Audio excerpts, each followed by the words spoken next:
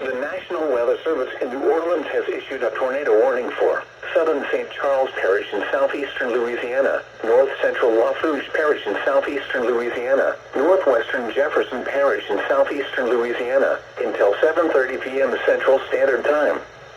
At 6:54 p.m. Central Standard Time, a severe thunderstorm capable of producing a tornado was located over Ville Gauche, or 11 miles south of Hanville, moving east at 60 miles per hour.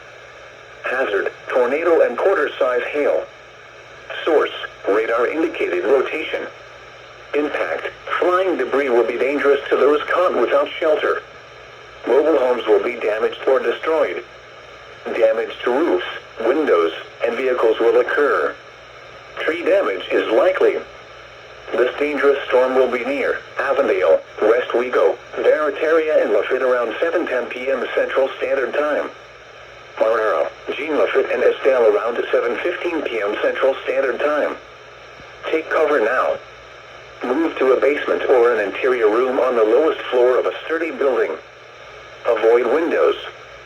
If you are outdoors, in a mobile home, or in a vehicle, move to the closest substantial shelter and protect yourself from flying debris.